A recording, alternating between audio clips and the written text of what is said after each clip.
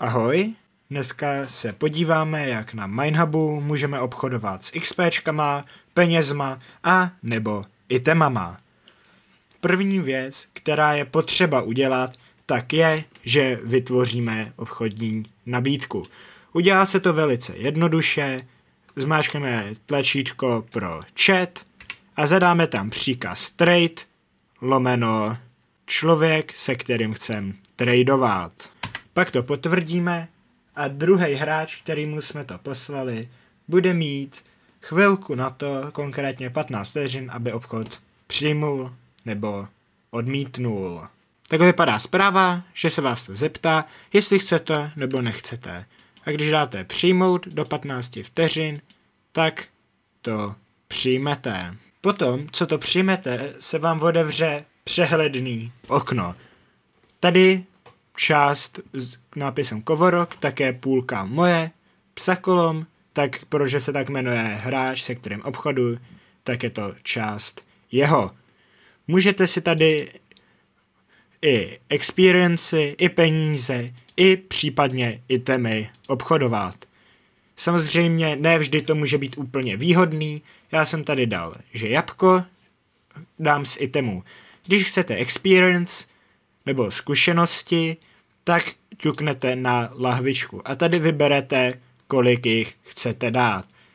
Teďka tady v kolečku můžete vidět, že moje aktuální nabídka je 0 a nahoře zeleným je napsaný, kolik těch XP, když ťuknu na daný kbelík. Já, protože víc jak 100 XP nemám, tak dám, že budu tradovat s jedním. Tady to pak můžete vidět, aktuální nabídka je 1.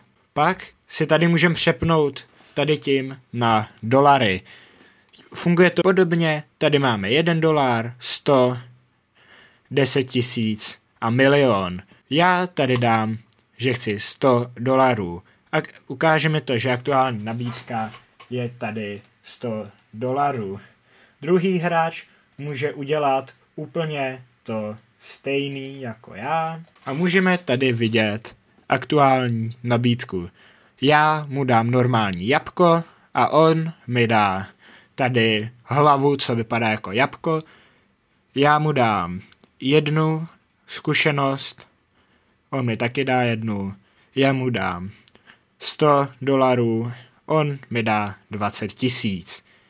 Pak, když já s obchodem souhlasím, tak ťuknu na červený řádek a to je napsaný kliknutí pro přijetí. Teďka to svítí zeleně a je to, že já souhlasím s tím, jak obchod vypadá. Když vezmu nějaký item do ruky, tak to zčervená, protože si to myslí, že ještě chci měnit obchod. Ale já jsem připravený, souhlasím s tím, a když ťuknu, že i druhý hráč je s tím připravený, teda to musí ťuknout druhý hráč. Když je i druhý hráč připravený, tak si sám ťukne na červenou lineu a obchod je úspěšně udělaný. Tady můžete vidět, že v inventáři tak se mi objevilo jabko a že mi přibyly i dolary.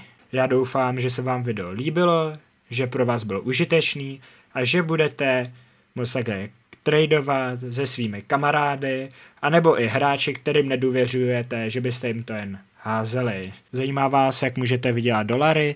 Je to poměrně jednoduchý. Tady na to jsem udělal už 2 videa. První je přes mindbloky, to je jednoduchý, a druhý tak je trošku složitější přes obchod.